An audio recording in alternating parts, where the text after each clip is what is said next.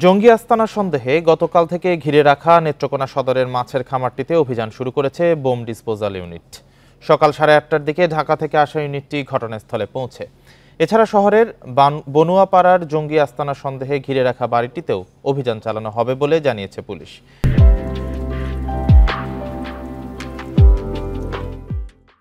এর আগে শনিবার দুপুরে সদরের ভাষাপাড়া গ্রামে জঙ্গি আস্তানা সন্দেহে একটি মাছের খামারে অভিযান চালায় পুলিশ। উদ্ধার করা হয় 17 রাউন্ড গুলি, একটি পিস্তল ও ওয়াকি টকি।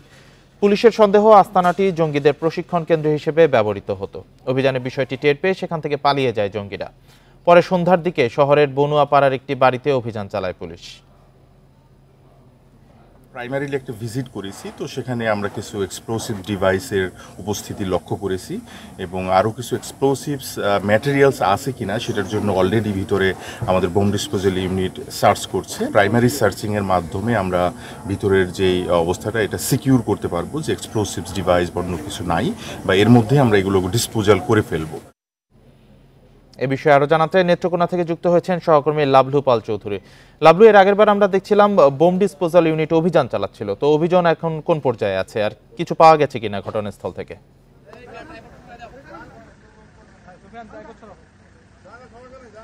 হ্যাঁ, কিছুক্ষণ আগে যখন বোম ডিসপোজাল ইউনিটের যিনি পুলিশ সুপার তিনি কিন্তু আমাদেরকে একটু ব্রিফ করছিলেন যে আরও অন্তত 1 থেকে 1.5 ঘন্টা সময় লেগে যেতে পারে।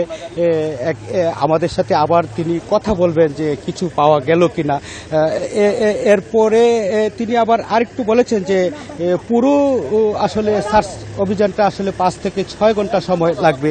তবে তিনি প্রাথমিকভাবে যেগুলো বলেছেন যে এখানে তারা একটা সফলতার, সারা দেশে যে জঙ্গি বিরোধী অভিযান চলছে সেখান থেকে একটা সারা দেশের একটি সফলতার একটি ইঙ্গিত তিনি দিয়েছেন যে এখানে এরকম কিছু পাওয়া যেতে পারে এবং সেরকম একটা সম্ভাবনা রয়েছে। ইতিমধ্যে কিছু ডিভাইস সহ অন্যান্য কিছু উপাদান তারা আসলে পেয়েছে, যার ভিত্তিতে তিনি এই কথাগুলো বলছিলেন। তবে আমি পুলিশ সুপার ফয়েজ আহমেদকে জিজ্ঞেস করেছিলাম যে গতকালকে তিনি বলেছিলেন যে বেশ কিছুদিন যাবৎ এই অভিযানটা কিন্তু আসলে তারা কিন্তু আসলে পুলিশের নজরদারিতে রেখেছিলেন, কিন্তু তাহলে যারা এখানে জঙ্গি যারা ছিল তারা কিভাবে আসলে সরে পড়ল, এটা কি পুলিশের কোনো গাফিলতি ছিল কিনা, তিনি কিন্তু সেই উত্তর তিনি বলছিলেন যে আসলে আমরা সারা জেলা জঙ্গি নিয়ে কাজ করছিলাম, এই ফাঁকে কিন্তু আসলে এই ঘটনাটি ঘটেছে। যখন তারা ফাইনালি বুঝতে পেরেছে তখন তারা অভিযানে নেমেছে এবং বাড়িটা ঘিরে ফেলেছে, ততক্ষণে কিন্তু আসলে জঙ্গিরা চলে গেছে।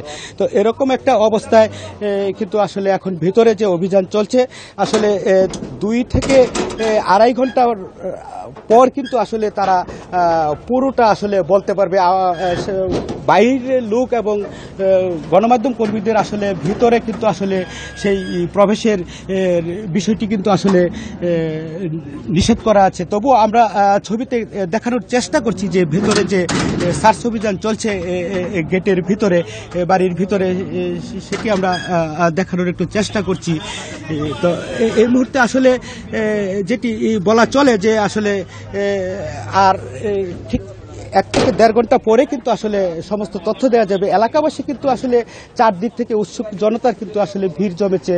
তো এরকম একটা অবস্থায় তারা সেই আশা করছে এবং এরপরেই কিন্তু আসলে এখানের অভিযান শেষে কিন্তু বনুয়াপাড়া যে বাড়িটি ঘিরে রেখেছে সেখানে কিন্তু পরে আবার অভিযান চালাবে।